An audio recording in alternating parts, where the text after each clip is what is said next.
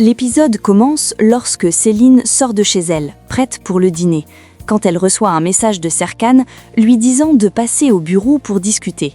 Elle appelle alors Ferit et lui dit qu'elle est encore au bureau et qu'elle va finir avant d'aller à la maison se changer. Sauf que Ferit, arrivant chez eux, la voit bien prête et acquiesce juste. Dès qu'elle démarre pour le bureau, il la suit. Eda revient avec les documents complets. Serkan dit qu'il y jettera un coup d'œil après, avec une drôle de mine. Elle demande alors ce qui ne va pas. Il dit que Céline veut quitter son poste et qu'ils vont en parler tout à l'heure. Eda dit qu'elle rentre. Serkan dit qu'il l'attend chez lui ce soir. Elle veut refuser, mais il se montre convaincant en menaçant gentiment de tout dire à sa tante. Eda cède et s'en va. Céline arrive à l'entreprise et rejoint Serkan. Elle précise qu'elle n'a pas beaucoup de temps. Ils s'asseyent. Serkan dit à Céline qu'elle est importante pour lui, mais que malgré tous leurs essais, ils ne peuvent pas être ensemble. Quelques instants après avoir commencé à parler, Ferit allait monter mais les entend d'où ils se trouvent, donc il reste là et les écoute. Elle dit à Serkan à quel point il était important pour elle, plus important qu'elle-même. Elle était même prête à quitter Ferit et à annuler le mariage pour lui. Elle ajoute qu'Eda lui avait parlé du contrat, qu'il l'aimait et qu'il lui avait donné rendez-vous, mais qu'il ne jamais venu. Ferit est sous le choc. Serkan essaie de la calmer car elle pleurait un peu. Il lui dit qu'elle est beaucoup plus courageuse que lui car elle a pu lui dire ce qu'elle ressentait, contrairement à lui. Il explique ensuite qu'Eda ne pouvait rien dire non plus et qu'elle allait partir en Italie. Il voulait écouter sa raison et venir la voir, mais son cœur l'a mené vers Eda. Céline complète sa phrase en disant « parce qu'il aime Eda ». Serkan affirme. Céline le félicite qu'il ait trouvé sa bien-aimée et pense que c'est mieux comme ça, chacun doit vivre sa vie. À ces mots, Ferit est profondément blessée et manque de tomber. Puis elle dit qu'elle ne va pas mentir et dire qu'elle est très heureuse pour lui. Rien que le fait de l'imaginer avec Eda, rire avec Eda, être heureux avec Eda, la rend triste, mais elle accepte la situation. Ferit, au fur et à mesure de leur discussion, se sent de plus en plus mal. Il semble faire une crise. Céline s'essuie le visage et il quitte le balcon. Pendant ce temps, Seren qui passait par là l'aperçoit de sa voiture et demande au chauffeur de s'arrêter. Ils accourent tous les deux vers Ferit et l'emmènent à l'hôpital. Céline et Serkan se disent au revoir. Elle lui dit que Ferit est une bonne personne et qu'elle se concentrera sur lui désormais. Elle fera son possible pour lui rendre l'amour qu'il lui donne. Ils se reverront à son mariage. Assis devant un café, Seren demande à Ferit si ça va mieux et il dit que oui. Ferit constate qu'il a vécu la première crise de panique de sa vie et il s'excuse d'avoir fait peur à Seren. Elle lui dit que ce n'est pas la peine, même si elle a vraiment eu peur pour lui. Elle remarque qu'il est déprimé. Il ne lui dit pas tout, mais lui explique qu'il y a des choses qu'il a remarquées mais refusait de voir jusqu'à ce qu'aujourd'hui, la réalité le heurte. Il sait que dans la vie, on est amené à prendre des décisions importantes, mais il n'en a pas le courage. Elle espère juste que tout ira bien pour lui. Il lui demande de n'en parler à personne, ce qu'elle promet. Il trouve dommage que leur première conversation soit aussi étrange, mais elle n'y voit aucun problème. Seren doit s'en aller. Elle propose de le ramener, mais il décline. Elle s'en va alors. Eda est à la maison avec Ayfer, Fifi et Erdem. Elle dit à Fifi qu'elle aimerait lui expliquer la situation depuis des jours, mais que sa tante est tout le temps là. Elle s'asseye en déposant les boissons et les encas sur la table. Fifi reçoit un appel de Mélo qui lui demande comment choisir parmi tous ces beaux hommes sur l'application de rencontre. Fifi lui rappelle que la plupart d'entre eux sont des catfish, donc elle ne doit pas se faire avoir. Erdem demande comment elle fait pour savoir qu'ils sont faux. Elle dit que ça ne concerne pas. Fifi dit que le groupe ne voudrait pas revivre ses dégâts amoureux, mais Mélo a besoin d'amour, tout le monde semble être contre elle.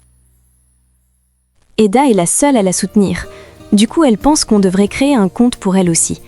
Fifi dit qu'il y a Cenk. Mélo raccroche. Eda annonce qu'elle a un dîner d'affaires. Ayfer demande si Serkan sera là. Étant donné qu'il est le patron, sa présence est normale. Ayfer demande pourquoi Erdem n'y va pas à lui. Ce dernier réplique qu'il a refusé d'y aller pour rester avec Fifi, ce qui n'enchante pas cette dernière. Elle se rapproche de lui et essaye de savoir en quoi consiste le dîner, avec la complicité d'Ayfer. Il ne flanche cependant pas, déterminé à être un meilleur Erdem. Pendant ce temps, à Artlife, Engin et Piril sont en plein dîner dans le bureau d'Engin. Elle trouve ça très beau et elle aime la nourriture. Ils mangent et s'amusent. Piril décide qu'ils devraient parler sérieusement de leur relation, mais Engin veut encore se défiler. Elle insiste car elle en a marre de tout le temps contourner, d'être confuse chaque soir quand elle rentre. Il ne sait pas quoi dire. Une fois devant elle, son cerveau se vide. Elle l'embrasse pour couper court. Elle lui dit que c'est de sa faute et s'en va. Il pense qu'il aurait pu faire ça aussi. Eda est arrivée chez Serkan. Elle lui raconte qu'elle a marché sur la pointe des pieds pour ne pas se faire remarquer. Ils se mettent à cuisiner et Serkan ne loupe pas d'occasion pour se rapprocher d'Eda. Ils sont très amoureux. Après avoir dîné, ils sont assis près du feu. Eda pense que c'est un moment inoubliable. Serkan dit à Eda qu'il devrait résoudre ses problèmes d'évanouissement, donc elle fera du sport avec lui désormais. Il propose de l'équitation, de la boxe. Elle valide. Ils profitent de leur moment ensemble. Céline est arrivée chez elle et cherche Ferit. Elle l'appelle mais pas de réponse. Elle laisse un message vocal où elle exprime son inquiétude. Eda demande à Serkan s'il regarde encore les étoiles. Serkan lui dit pas autant qu'avant. Elle répète qu'elle aimerait garder ce moment dans sa mémoire pour toujours. Il se demande quand est-ce qu'elle en aura assez de lui. Ce qui pour elle n'a pas de sens. C'est impossible qu'elle se lasse de lui. Il sera à jamais son robot romantique. Il lui dit qu'elle devrait peut-être déclarer ses sentiments dans ce cas. Elle veut qu'il commence. Il rappelle qu'il lui a déjà dit être fou amoureux d'elle. Elle dit que ses sentiments sont réciproques. Elle demande quelle étoile ils vont regarder ce soir. Il a en effet une surprise pour elle. Il a acheté une étoile qu'il a nommée Eda. Elle veut la voir. Il l'amène au télescope et lui explique que l'étoile Eda est à côté de Sirius. Elle déborde de joie. Ils s'embrassent et la pluie commence à tomber. Ferit est dans sa voiture, garée quelque part, pensif. Il prend son téléphone et désactive le mode avion. Il écoute le message vocal de Céline. Il lui dit qu'il a une affaire urgente à régler, donc il ne rentrera pas ce soir. Céline lit son message et est perdue. Le lendemain, chez Tante Ayfer, Erdem est sur son téléphone en train de faire défiler les photos d'hommes, tous plus mauvais les uns que les autres visiblement. Il finit par trouver une qui lui convienne et la met en profil. Il contacte Fifi à travers ce profil. Elle lui répond. Puis il se dit qu'elle doit répondre à d'autres aussi, ce qui le frustre. Céline se prépare, c'est le jour J, celui de son mariage. Elle semble satisfaite de son look. Les choses se mettent en place à l'extérieur. Mélo, encore chez Tante Ayfer, est au téléphone en train de donner des directives. Ayfer demande pourquoi Eda va aussi au mariage de Céline. Eda, descendant avec sa belle robe, lui explique que le professionnalisme l'exige. Mélo et elle s'en vont, se complimentant au passage. Serkan se prépare lui aussi. Alptekin et Aydan sont prêts. Aydan apprécie la tenue de son mari. Ce dernier exprime son désir de ne rien faire de la journée, donc de ne pas aller au mariage non plus. Il lui rappelle que c'est le mariage de Céline, donc il est obligé d'être là. Elle lui demande s'il est toujours fâché contre elle. Il dit qu'il est plus offensé par son attitude. Ils sont des partenaires de vie et ont vécu un tas de choses ensemble. Elle n'aurait pas dû lui cacher ça. Elle accepte et s'en excuse auprès de lui. Il accepte ses excuses. Il demande ensuite si la tenue lui va bien. Elle valide. Seifi vient ensuite annoncer que l'invité d'Alptekin est arrivé, Monsieur Kadir. Aydan demande qui c'est. Il dit juste que c'est quelqu'un du passé. Il va donc rejoindre Kadir et ce dernier lui tend un dossier contenant tous les éléments concernant l'orpheline de l'accident.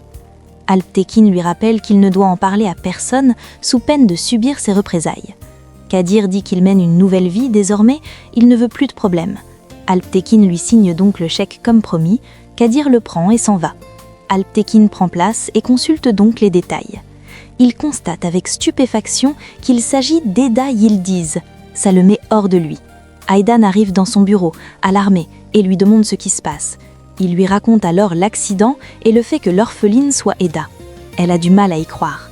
Alptekin espère qu'elle est vraiment en Italie, mais il lui assure que non, qu'elle travaille encore avec Serkan. Elle pense alors qu'Eda pourrait être là pour se venger. Alptekin pense qu'il faut prévenir Serkan. Aydan refuse catégoriquement. Alptekin rappelle que Serkan ne lui a jamais pardonné pour ce qu'il lui a fait quand il était plus jeune. Ils doivent lui dire qui est Eda au moins, sinon il s'en voudra à vie. Pour le bien de Serkan lui-même, ils doivent lui dire. Aydan est toujours sous le choc.